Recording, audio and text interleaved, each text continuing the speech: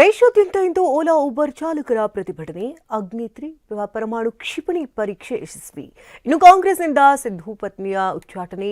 ರಾಹುಲ್ ಗಾಂಧಿಗೆ ಪಪ್ಪು ಎಂದ ಕೌರ್. ಈ ಸುದ್ದಿಯನ್ನು ನೋಡೋಣ ದೇಶ ವಿದೇಶ ನ್ಯೂಸ್ ಟಾಪ್ನಲ್ಲಿ. ದೇಶಾದ್ಯಂತ ಇಂದು ಓಲಾ, ಊಬರ್ ಮತ್ತು ರ್ಯಾಪಿಡೋ ಆಪ್ ಆಧಾರಿತ ಟ್ಯಾಕ್ಸಿ ಮತ್ತು ಆಟೋ ಚಾಲಕರು ಬೃಹತ್ ಮುಷ್ಕರಕ್ಕೆ ಕರೆ ನೀಡಿದ್ದಾರೆ. ಇದರಿಂದ ಟ್ಯಾಕ್ಸಿಗಳ ಸೇವೆಯಲ್ಲಿ ವ್ಯತ್ಯಯ ಉಂಟಾಗ್ತಾ ಇದೆ.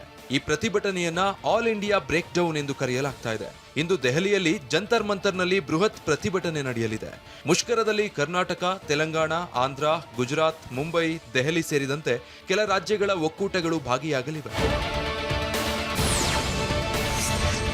ಚಾಲಕರು ತಮ್ಮ ಮೊಬೈಲ್ ಆಪ್ಗಳನ್ನು 6 ಗಂಟೆಗಳ ಕಾಲ ಆಫ್ ಮಾಡುವ ಮೂಲಕ ಪ್ರತಿಭಟಿಸ್ತಾ ಇದ್ದಾರೆ. ಚಾಲಕರು ತಮ್ಮ ರೈಡ್ ಹೇಲಿಂಗ್ ಅಪ್ಲಿಕೇಶನ್ ಅನ್ನ ಏಕಕಾಲದಲ್ಲಿ ಸ್ವಿಚ್ ಆಫ್ ಮಾಡ್ತಿದ್ದಾರೆ. ಕಂಪನಿಗಳು ದೊಡ್ಡ ಪ್ರಮಾಣದ ಲಾಭ ಗಳಿಸುತ್ತಿವೆ. ಓಲಾ, ಊಬರ್, ರ್ಯಾಪಿಡೋ ಮತ್ತು ಪೋರ್ಟರ್ನಂತಹ ಕಂಪನಿಗಳು ಆಟೋಗಳು, ಕ್ಯಾಬ್ಗಳು ಮತ್ತು ಬೈಕ್ ಟ್ಯಾಕ್ಸಿಗಳಿಗೆ ದರವನ್ನ ತಾವೇ ನಿರ್ಧರಿಸ್ತಾ ಇವೆ. ಆದರೂ ಚಾಲಕರಿಗೆ ನ್ಯಾಯಯುತ ಆದಾಯ ಒದಗಿಸ್ತಾ ಇಲ್ಲ. ಹೀಗಾಗಿ ಸರ್ಕಾರ ತಕ್ಷಣವೇ ಮಧ್ಯಪ್ರವೇಶ ಮಾಡಬೇಕು, ನಿಯಂತ್ರಣಾತ್ಮಕ ಚೌಕಟ್ಟನ್ನ ಜಾರಿಗೆ ತರಬೇಕು. ಆಟೋ, ಕ್ಯಾಬ್ ಮತ್ತು ಬೈಕ್ ಟ್ಯಾಕ್ಸಿಗಳಿಗೆ ಕನಿಷ್ಠ ಮೂಲ ದರಗಳನ್ನ ನಿಗದಿಪಡಿಸಬೇಕು. ಕೆಲಸದ ಸಮಯಕ್ಕೆ ಸಂಬಂಧಿಸಿದ ನಿಯಮಗಳನ್ನ ಕಾನೂನುಬದ್ಧವಾಗಿ ಜಾರಿಗೆ ತರಬೇಕು ಎಂದು ಸಾರಿಗೆ ಸಂಘಟನೆ ಒತ್ತಾಯಿಸಿದೆ. ಅಗ್ನಿ-3 ಪರಮಾಣು ಕ್ಷಿಪಣಿ ಪರೀಕ್ಷೆ ಯಶಸ್ವಿಯಾಗಿದೆ. ಒಡಿಶಾದ ಚಂಡೀಪುರದಲ್ಲಿ ಕ್ಷಿಪಣಿಯ ಪರೀಕ್ಷೆ ಯಶಸ್ವಿಯಾಗಿ ನಡೆಯಿತು. ಇದು 3200 ಕಿಲೋಮೀಟರ್ ವ್ಯಾಪ್ತಿ ಹೊಂದಿದ್ದು ಮಧ್ಯಂತರ ಶ್ರೇಣಿಯ ಬ್ಯಾಲಿಸ್ಟಿಕ್ ಕ್ಷಿಪಣಿಯಾಗಿದೆ. 1.5 ಟನ್ ತೂಕದ ಸಿಡಿತಲೆಯನ್ನ ತ್ವರಿತವಾಗಿ ನಿಯೋಜಿಸಬಹುದಾಗಿದೆ. ಜೊತೆಗೆ ಕಾಂಪ್ಯಾಕ್ಟ್ IRBM ಅನ್ನ ಹೊತ್ತೊಯ್ಯುವ ಸಾಮರ್ಥ್ಯ ಹೊಂದಿದೆ. ಬಿಹಾರ ಚುನಾವಣೆ ರದ್ದು ಕೋರಿ ಪ್ರಶಾಂತ್ ಕಿಶೋರ್ ಸಲ್ಲಿಸಿದ್ದ ಅರ್ಜಿಯನ್ನ ಸುಪ್ರೀಂ ಕೋರ್ಟ್ ವಜಾಗೊಳಿಸಿದೆ. 238 ಸ್ಥಾನಗಳಲ್ಲಿ ಒಂದನ್ನೂ ಗೆಲ್ಲಲು ವಿಫಲರಾಗಿದ್ದೀರಿ. ಜನರು ನಿಮ್ಮನ್ನ ತಿರಸ್ಕರಿಸಿದ ಮೇಲೆ ಹೀಗೆ ಕೋರ್ಟ್ಗೆ ಬರೋದು ಸರಿಯಲ್ಲ. ಅಲ್ಲದೆ ಈ ಪ್ರಕರಣ ಕೇವಲ ಬಿಹಾರ ರಾಜ್ಯಕ್ಕೆ ಸೀಮಿತ ಆಗಿರೋದ್ರಿಂದ ಸುಪ್ರೀಂ ಕೋರ್ಟ್ ಬದಲಿಗೆ ಪಾಟ್ನಾ ಹೈಕೋರ್ಟ್ಗೆ ಹೋಗುವಂತೆ ಸೂಚಿಸಿ ಅರ್ಜಿಯನ್ನ ವಜಾಗೊಳಿಸಿತು. ಮಾಜಿ ಕ್ರಿಕೆಟಿಗ ರಾಜಕಾರಣಿ ನವಜೋತ್ ಸಿಂಗ್ ಸಿಧು ಪತ್ನಿ ನವಜೋತ್ ಕೌರ್ ಸಿಧುರನ್ನ ಕಾಂಗ್ರೆಸ್ನಿಂದ ಉಚ್ಚಾಟಿಸಲಾಗಿದೆ. ತಮ್ಮನ್ನ ಉಚ್ಚಾಟಿಸಿದ ಬಳಿಕ ಸಾಮಾಜಿಕ ಮಾಧ್ಯಮದಲ್ಲಿ ಕೌರ್ ಆಕ್ರೋಶ ವ್ಯಕ್ತಪಡಿಸಿದ್ದಾರೆ. ಅಲ್ಲದೆ ರಾಹುಲ್ ಗಾಂಧಿಯನ್ನ ಪಪ್ಪು ಅಂತ ಕರೆದಿದ್ದಾರೆ.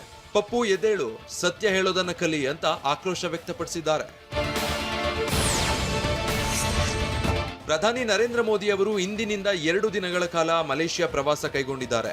ಈ ಭೇಟಿ ಆಗ್ನೇಯ ಏಷ್ಯಾ ರಾಷ್ಟ್ರಗಳೊಂದಿಗೆ ಭಾರತದ ಸಂಬಂಧವನ್ನ ಗಟ್ಟಿಗೊಳಿಸುವ ಆಕ್ಟ್ ಈಸ್ಟ್ ನೀತಿಯ ಪ್ರಮುಖ ಭಾಗವಾಗಿದೆ ಅಂತ ಕೇಂದ್ರ ಸರ್ಕಾರ ಹೇಳಿದೆ.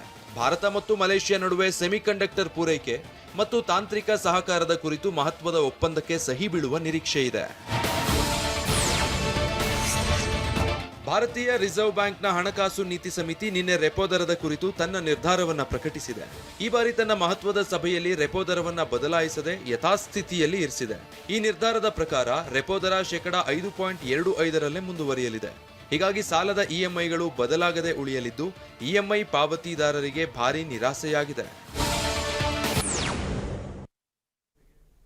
6ನೇ ಬಾರಿಗೆ ಅಂಡರ್-19 ವಿಶ್ವಕಪ್ ಗೆದ್ದು ಭಾರತದಿಂದ ದಾಖಲೆ. ಕೇವಲ 80 ಬಾಲ್ಗಳಲ್ಲಿ ಬರೋಬ್ಬರಿ 175 ರನ್ ಚುಚ್ಚಿದ ವೈಭವ್. ಅಮೋಘ ಆಟವಾಡಿದ ಪೂರನಿಗೆ ಅಭಿನಂದನೆಗಳ ಮಹಾಪುರ. ಈ ಸುದ್ದಿಯನ್ನು ನೋಡೋಣ ಕ್ರೀಡೆ ಮತ್ತು ಸಿನಿಮಾ ನ್ಯೂಸ್ ಟಾಪ್ನಲ್ಲಿ. ಜಿಂಬಾಬ್ವೆ ನೆಲದಲ್ಲಿ ಭಾರತ ತಂಡದ ಅಂಡರ್-19 ಹುಡುಗರು ಅಮೋಘ ಆಟ ಆಡಿದ್ದು ವಿಶ್ವಕಪ್ ಕಿರೀಟ ಮುಡಿಗೇರಿಸಿಕೊಂಡಿದ್ದಾರೆ.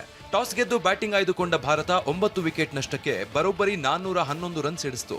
ತಂಡದ ಪರ ವೈಭವ್ ಸೂರ್ಯವಂಶಿ ಕೇವಲ 80 ಬಾಲ್ಗಳಲ್ಲಿ ಬರೋಬ್ಬರಿ 175 ರನ್ ಸಿಡಿಸುವ ಮೂಲಕ ಎದುರಾಳಿ ಇಂಗ್ಲೆಂಡ್ ತಂಡದ ಬೌಲರ್ಗಳನ್ನ ಬೆಚ್ಚಿ ಬೀಳಿಸಿದ್ರು. 15 ಸಿಕ್ಸರ್, 15 ಬೌಂಡ್ರಿ ಸಿಡಿಸಿ ವೈಭವ್ ರನ್ ಸುನಾಮಿ ಎಬ್ಬಿಸಿ ತಂಡವನ್ನ ಗೆಲ್ಲಿಸಿದ್ದಾರೆ. 412 ರನ್ ಅತಿದೊಡ್ಡ ಟಾರ್ಗೆಟ್ ಬೆನ್ನಟ್ಟಿದ ಇಂಗ್ಲೆಂಡ್ ಯುವ ಪಡೆ ಪರ ಫಾಲ್ಕನರ್ ಶತಕ ಹಾಗೂ ಬೆನ್ ಡಾಕಿನ್ಸ್ 66 ರನ್ ಗಳಿಸಿದ್ದು ಬಿಟ್ರೆ ಮತ್ಯಾವ ಬ್ಯಾಟರ್ ಕೂಡ ಅರ್ಧ ಶತಕ ಕೂಡ ಸಿಡಿಸಲಿಲ್ಲ. ಈ ಮೂಲಕ 40.2 ಓವರ್ಗಳಲ್ಲಿ 311 ರನ್ ಗಳಿಸಿ ಸರ್ವಪತನ ಆಯಿತು. ಈ ಮೂಲಕ ಭಾರತದ ಮರಿಹುಲಿಗಳಿಗೆ 100 ರನ್ಗಳ ಅದ್ಭುತ ಗೆಲುವು ದಕ್ಕಿದೆ. ಸೂರ್ಯವಂಶಿ ದಾಖಲೆಯ 175 ರನ್ ಸಿಡಿಸ್ತಾ ಇದ್ದಂತೆ ಇತ್ತ ತವರು ಬಿಹಾರದಲ್ಲಿ ಅಭಿಮಾನಿಗಳು, ಕುಟುಂಬದವರ ಸಂಭ್ರಮ ಮುಗಿಲು ಮುಟ್ಟಿದೆ. ಚಿಕ್ಕ ವಯಸ್ಸಿಂದಲೂ ವೈಭವ್ ಕ್ರಿಕೆಟ್ ಕನಸನ್ನ ಪ್ರೋತ್ಸಾಹಿಸಿ ಬೆಳೆಸಿದ ತಂದೆ ಸಂಜೀವ್ ಸೂರ್ಯವಂಶಿ ಇದೀಗ ಮಗನ ಸಾಧನೆ ಕಂಡು ಸಂಭ್ರಮಿಸಿದ್ದಾರೆ. ನನ್ನ ಮಗನ ಕನಸು, ನಮ್ಮ ಕನಸು ನನಸಾಗಿದೆ. ಮುಂದೆ ನನ್ನ ಮಗ ದೇಶಕ್ಕಾಗಿ ಆಡಲಿದ್ದಾನೆ ಅಂತ ಖುಷಿ ಹಂಚಿಕೊಂಡಿದ್ದಾರೆ. ವೈಭವ್ ಅಜ್ಜ ಉಪೇಂದ್ರ ಪ್ರಸಾದ್ ಖುಷಿಗೆ ಪಾರವೇ ಇಲ್ಲದಂತಾಗಿದೆ. ನಮ್ಮ ಹುಡುಗ ಭಾರತದ ಸೀನಿಯರ್ಸ್ ತಂಡದ ಜೆರ್ಸಿಯ ಬಾಗಿಲು ತೆರೆಯೋಕೆ ಸನ್ನದ್ಧನಾಗಿದ್ದಾನೆ ಅಂತ ಕೊಂಡಾಡಿದ್ದಾರೆ. ಅಂಡರ್ 19 ವಿಶ್ವಕಪ್ನಲ್ಲಿ ಪಂದ್ಯಶ್ರೇಷ್ಠ ಪ್ರಶಸ್ತಿ, ಸರಣಿ ಪುರುಷೋತ್ತಮ ಪ್ರಶಸ್ತಿ ದಕ್ಕಿಸಿಕೊಂಡಿದ್ದಾನೆ. ವೈಭವ್ ಮುಂದೆ ಮತ್ಯಾವೆಲ್ಲ ದಾಖಲೆಗಳು ಧೂಳಿಪಟವಾಗಲಿದೆ ಅಂತ ಅಭಿಮಾನಿಗಳು ಕಾತುರರಾಗಿದ್ದಾರೆ.